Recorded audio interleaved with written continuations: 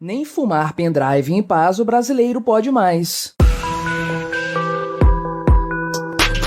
Este é o Visão Libertária, sua fonte de informações descentralizadas e distribuídas. Este artigo foi revisado por Amazônia Livre, escrito, narrado e produzido por mim, Quintessência. O Ministério da Justiça recentemente determinou a suspensão da venda dos DEFs, os dispositivos eletrônicos para fumar, vulgarmente conhecidos como cigarros eletrônicos, que hoje são comercializados por 33 empresas, sob pena de pagamento de multa diária de R$ 5.000. Não se trata, porém, de uma nova proibição, mas sim do reforço de uma norma já em vigor no Brasil desde 2009, a Resolução número 46 da Anvisa, que proíbe em todo o território nacional a comercialização, a importação e a propaganda de tais dispositivos. Como costuma acontecer aqui no Brasil, especialmente em se tratando de normas legais sem sentido, o que é o caso, as empresas simplesmente ignoraram tal proibição, o que levou o Ministério da Justiça, portanto, a suspender e ameaçar de multa a comercialização dos cigarros eletrônicos por essas empresas. Alguns meios de comunicação já noticiam que houve uma considerável queda na venda desses dispositivos em função da determinação do Ministério. Porém, não é possível afirmar se essa redução será observada no longo prazo, dado o histórico desse tipo de ação estatal, ou se o mercado dará um jeito de burlar a burocracia estatal, como sempre acaba fazendo. Na certa, muita gente foi pega de surpresa com essa recente notícia. É que os cigarros eletrônicos já eram proibidos no Brasil há mais de 10 anos e ninguém ligava para isso. Por todo o lado, esses dispositivos são usados indiscriminadamente, inclusive por menores de idade. E até mesmo em clipes musicais, é comum vermos pessoas fumando cigarros eletrônicos sem nenhum constrangimento. E é aí que nasce o argumento de muitos apoiadores da proibição realizada pela Anvisa e também os argumentos utilizados pela agência para tomar tal decisão. Para esses indivíduos e os burocratas estatais estão envolvidos nessa história, os cigarros eletrônicos, para além de apresentarem um perigo para a saúde das pessoas, também se tornam uma porta de entrada para que os jovens passem a utilizar outras substâncias, incluindo aí o cigarro convencional. Para tais pessoas, é necessário que o Estado haja, cerceando a liberdade dos indivíduos para que a saúde da população seja preservada. Afinal de contas, o chamado VAP, à semelhança do cigarro, contém nicotina, um composto químico que, para além de ser altamente viciante, é também prejudicial à saúde. Combater o uso desse produto é, portanto, uma questão de saúde pública. Afinal, o SUS não pode ficar sobrecarregado com jovens apresentando problemas pulmonares. E a partir daí, uma série de argumentos são levantados em favor da proibição estatal do uso de algo que, basicamente, não difere em nada dos cigarros que podem ser comprados legalmente em qualquer mercadinho de bairro. O ponto de vista libertário sobre essa questão é muito simples. Ninguém pode ser impedido de utilizar qualquer tipo de dispositivo que lhe pertença, uma vez que isso não cause prejuízos a terceiros, nem pode ser impedido de injetar em seu corpo qualquer tipo de substância. Se um indivíduo adquire com seus próprios recursos um cigarro eletrônico e suas essências, ninguém pode impedi-lo de utilizá-los em sua propriedade privada sem com isso ferir a ética libertária. Nem ele, nem o vendedor dos produtos cometem qualquer tipo de crime. Sem prejuízos a terceiros, sem coerção, não há nada de errado nessa história. Naturalmente, o uso desses cigarros e de qualquer outra substância poderia ser proibido em determinados locais, algo que, da mesma forma, não viola a ética libertária. No fim das contas, trata-se de uma análise da questão da propriedade privada. Seu corpo, seu dinheiro, suas regras. Se você quer arruinar a sua saúde com determinada substância, quem sou eu para lhe impedir? Por mais que eu condene a sua decisão, eu jamais poderia impedi-la sem com isso trair minha consciência libertária. Não se trata, portanto, de um juízo de valor a respeito do uso dessa substância ou de qualquer outra. Você pode desprezar o hábito de fumar cigarros eletrônicos, considerar seu uso uma perda de tempo ou um prejuízo à saúde, ou mesmo que pessoas que usam tal produto estão apenas seguindo uma modinha às custas de seus próprios pulmões. Eu mesmo, que nunca bebi nem fumei, acho esse hábito uma tremenda besteira. Porém, existe um abismo que separa a opinião pessoal da ação violenta estatal, que é o que a proibição feita pela Anvisa e a ação do Ministério da Justiça representam no fim das contas. Porém, e apenas para acrescentar ao debate sobre o tema, podemos analisar essa questão também sob o ponto de vista utilitário, ou seja, a respeito do bem ou do mal que podem resultar dessa proibição. Em primeiro lugar, precisamos tratar do argumento central central, a saúde pública. Embora as essências utilizadas nos cigarros eletrônicos contenham de fato nicotina, é difícil afirmar que eles sejam mais prejudiciais que o cigarro comum, que possui o terrível alcatrão em sua composição, com suas incontáveis substâncias cancerígenas. Não existe até hoje nenhum estudo aprofundado que compare os possíveis prejuízos à saúde causados pelo cigarro comum e pelo eletrônico. Então fica a pergunta: se o primeiro tipo não é proibido, por que o segundo seria? Quanto à questão do vape ser uma porta de entrada para o uso de outras substâncias, basta dizer que essa é uma afirmação sem qualquer base científica válida. Na verdade, estudos realizados junto a jovens que fizeram uso de cigarros eletrônicos em algum momento da vida afirmam que não há qualquer evidência de que esse produto represente um aumento significativo do número de fumantes. Na Espanha, pesquisadores descobriram que apenas 0,1% dos jovens que nunca utilizaram nicotina se iniciam no vício com os cigarros eletrônicos, resultado muito similar àquele encontrado pela UCL da Inglaterra. Comparado ao índice de outras substâncias, o poder viciante do vape é pífio. Por outro lado, dados obtidos junto a países que legalizaram o uso de cigarros eletrônicos demonstram que o número de fumantes de cigarros comuns diminuiu consideravelmente, uma redução de 5% do total da população na Inglaterra no espaço de tempo de apenas 5 anos. Ou seja, se a ideia é melhorar a saúde pública, proibir a venda de cigarros eletrônicos não parece ser uma boa ideia, uma vez que seu uso, ao que tudo indica, contribui para a redução no consumo do tabaco. Esse sim uma tragédia em matéria de saúde. Posto que o vape representa uma recompensa de nicotina similar ao tabaco comum, muitos fumantes recorrem ao seu uso para fugir dos efeitos danosos do cigarro, com considerável sucesso, diga-se de passagem. Pesquisas já demonstraram que o uso diário de cigarros eletrônicos eleva para 77% a chance de um fumante parar de consumir cigarros convencionais. Será que esse não é um interessante dado a ser levado em conta pela Anvisa em se tratando de saúde pública? Será que a proibição do vape representa mesmo uma proteção à população em geral? Por outro lado, podemos especular se essas medidas autoritárias não poderiam ser resultado de pressões de lobistas da indústria do tabaco por regulações e proibições estatais, a fim de garantir uma reserva de mercado. E se a ideia é evitar que jovens se iniciem no uso de substâncias viciantes, proibi-las não costuma ser uma boa medida a se tomar. É fato que os cigarros eletrônicos se tornaram uma moda entre os jovens de algum tempo para cá, e a proibição do uso de um produto, especialmente se ele é visto por quase todos como praticamente inofensivo, costuma gerar ainda mais atração no público jovem, fazendo desse item não apenas uma moda, mas também um ato de revolta, uma moda muito mais atraente sem dúvidas. Como último ponto utilitário, podemos citar também o fato de que as essências utilizadas pelos consumidores de cigarros eletrônicos são muito mais agradáveis que o típico cheiro do tabaco, que uma vez tendo sido considerado sexy no passado, hoje é tido como desagradável pela maior parte das pessoas. Na medida em que um fumante consegue substituir o cigarro comum pelo vape, ele passará a ser mais bem aceito em vários meios sociais, uma vez que ele deixará de possuir aquele típico cheiro desagradável de cigarro. No fim das contas, toda essa história se resume basicamente a uma questão de controle estatal sobre a população. Mesmo sob o ponto de vista utilitário, essa proibição é bastante questionável. Afinal de contas, não é possível sequer afirmar que proibir o uso de uma substância que representa uma alternativa menos prejudicial ao cigarro comum signifique qualquer tipo de benefício para a sociedade. Nem mesmo olhando por esse prisma, se pode afirmar que exista algum benefício em se proibir a comercialização de cigarros eletrônicos, e seria mentira afirmar que existe consenso em relação aos seus benefícios e prejuízos. Mais uma ação estatal que obtém o exato resultado inverso do prometido. Mas, para a máquina burocrática estatal, pontos divergentes não precisam ser levados em conta. O Estado sempre agirá de acordo com um único viés, aquele que representar um crescimento do seu poder sobre a população. Por isso, mesmo o simples ato de comprar um cigarro eletrônico com seu próprio dinheiro de um vendedor que o adquiriu licitamente para utilizá-lo em ambientes privados que tolerem o seu uso em algo que representará no máximo um prejuízo para seus próprios pulmões, é visto pelo Estado como um perigo a ser combatido. Afinal de contas, é mesmo um perigo para o Estado você decidir o que fará com sua própria vida.